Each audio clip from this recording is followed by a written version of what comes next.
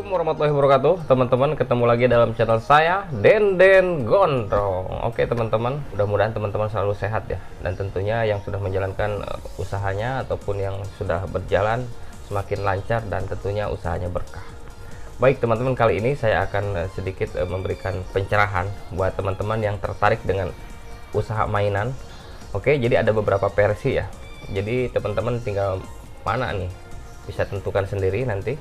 Usaha mainan ini ada yang seperti ini didorong, nah ada yang dititip-titip ke warung dengan sistem konsinyasi. Nah, keduanya ini adalah mempunyai kelemahan dan kelebihannya teman-teman. Oke, jadi saya akan bahas kelemahannya, kelebihannya, ataupun teman-teman mau jadi bos daripada kedua ini. Oke, jadi disimak videonya, jangan kemana-mana. Yang belum subscribe, di subscribe dulu dan nyalakan lonceng notifikasinya. Oke, kalau sudah, let's go. Oke teman-teman, jadi saya akan bahas dulu satu persatu ya, secara singkat dan secara garis besarnya ya, karena kalau dibahas ini waktunya panjang. Jadi cukup kita beberapa menit saja ngebahas yang mungkin poin-poin penting di sini. Oke, untuk usaha yang dijalankan dengan roda seperti itu, mainan berkeliling di daerah atau di kampung-kampung ataupun di kota besar, mungkin di antara gang ke gang seperti itu, dengan target pasar tentunya sama dengan halnya anak-anak ya. Oke, jadi keuntungan daripada roda ini adalah mereka mendapatkan keuntungan yang luar biasa teman-teman. Dari satu item itu dia mendapatkan 2-3 kali lipat dari harga pembelian. Nah, itu keuntungan yang didapat. Jadi mereka bisa markup harga yang lumayan tinggi teman-teman, karena sesuai dengan apa yang dia kerjakannya. Dia harus berkeliling, ekstra kerja keras, dia jalan kaki mendorong rodanya seperti itu. Jadi keuntungan yang didapat cukup lumayan. Nah, kelemahannya adalah dengan sistem ini, jadi kita harus menunggu pembeli satu persatu mendapat keuntungannya itu dengan kuantiti yang tidak terlalu banyak. Nah, itu jadi si dorong ini, si roda ini, jadi harus menunggu pembeli satu persatu ya, dengan durasi waktu yang sangat pendek, 1 hari. Itu pun kalau dia pagi-pagi sampai sore. Kadang-kadang banyak yang sering saya ngobrol dengan pedagangnya, kadang-kadang dia cuma meluangkan waktu 4-5 jam seperti itu. Itu adalah kelemahan dan kekurangannya ataupun kelebihannya. Di sisi lain itu cukup strong karena dia olahraga tiap hari teman-teman. Tapi ada momen penting juga di sana untuk yang keliling roda ini, ya kan? Keuntungan di sana dimana perputaran daripada keuntungannya dia modal keluarkan itu lebih cepat sekali. Kalau dia sudah punya target pasar dan area yang bagus, yang banyak anak-anaknya, harus pintar-pintar juga dia memilih mainan yang bagus-bagus tentunya. Nah, jadi perputarannya lebih cepat karena dengan sistem ya beli hari ini, modal hari ini, untung hari ini. Nah, itu keuntungannya. Dan juga mendapatkan momen, dimana momen itu kadang-kadang kalau di kampung itu ada momen 17-an ya kan, di lapangan segitu ramai-ramai itu kan, momen hajatan dan lain sebagainya, mereka bisa standby di sana. Nah, itu targetnya. Oke, kalau untuk yang usaha titip-titip ke warung ini sebenarnya sangat simpel sekali. Cuman daripada segi modal ini harus ekstra dan harus beberapa kali lipat ya.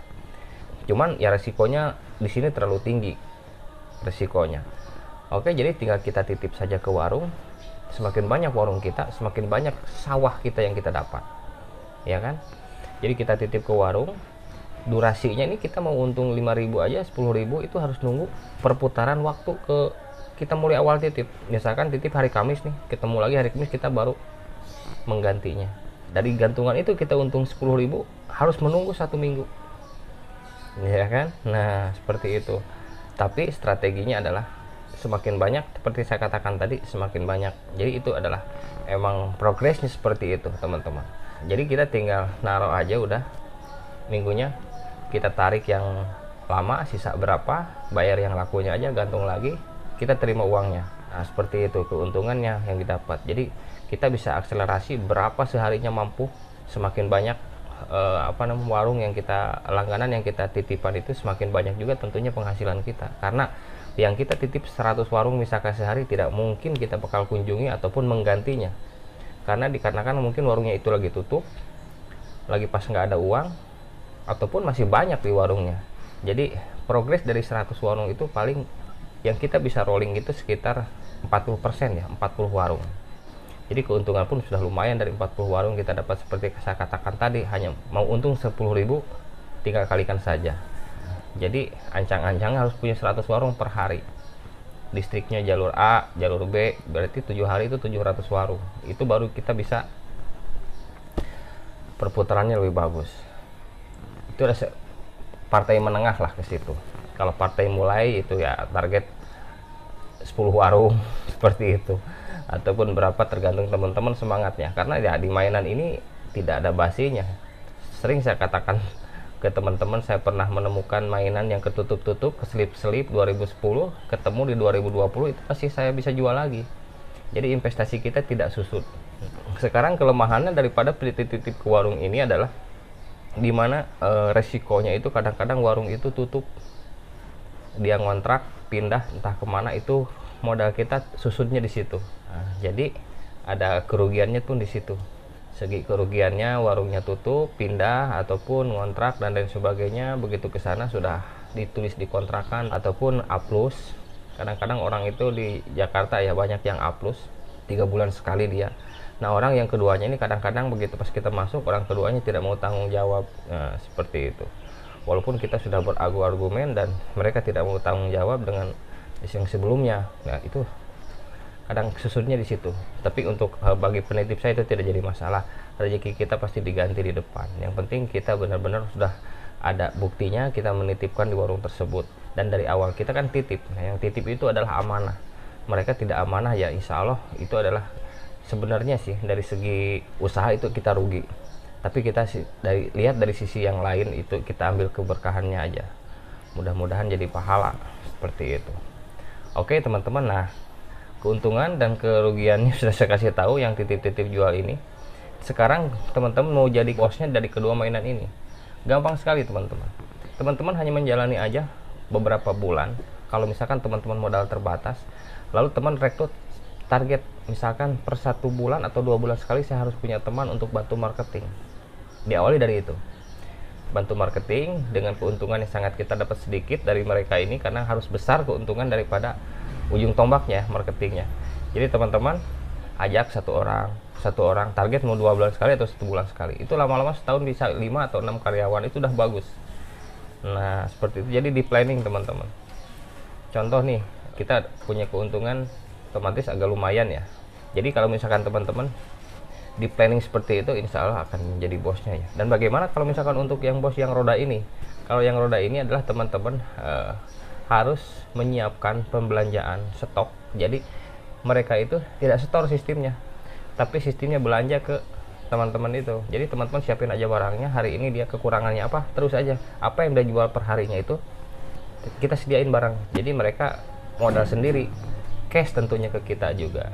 Oke teman-teman, semakin banyak nanti yang kelilingnya semakin banyak juga teman-teman stoknya. Ataupun teman-teman membuka toko dan lain sebagainya, tapi kita punya yang membantu marketing dengan keliling itu, tapi sistemnya tetap dia membeli seperti pelanggan-pelanggan yang lain seperti itu. Jadi tidak diikat daripada setoran seperti itu ya, karena biar dia bebas menentukan harga di lapangan dan keuntungannya pun bisa lebih banyak untuk si pengecernya itu, biar lebih semangat mereka. Oke teman-teman, garis besarnya seperti itu. Jadi ada kelemahan kelebihannya kedua mainan ini yang dijual. Jadi teman-teman yang tertarik dengan usaha mainan bisa jadi referensi mau yang mana. Mau titip jual ke warung, saya alami 14 tahun itu relax, enak aja. Walaupun banyak yang kabur warungnya, terus terang aja banyak yang kabur warungnya, begitu datang udah tutup. Tapi enjoy aja. Nah itu yang rekomendasi seperti itu. Atau teman-teman punya semangat mau keliling sendiri dengan rodanya, keuntungannya pun melimpah dan perputarannya cepat. Satu hari 100.000 dari modal awal itu udah ketahuan teman-teman. Itu kan 2-3 kali lipat, bisa 150.000 keuntungan teman-teman. Apalagi dibantu dengan aksesoris seperti itu, jepit rambut dan lain sebagainya ya. Ini keuntungannya tidak usah banyak-banyak, keliling dapat uang 100.000 itu ngeluarin modal 100.000 itu keuntungannya lumayan. Oke teman-teman, segitu aja, mudah-mudahan bermanfaat, dan mungkin kekurangan kelebihannya next video saya akan cari poin-poin penting lagi di situ. Oke, assalamualaikum warahmatullahi wabarakatuh.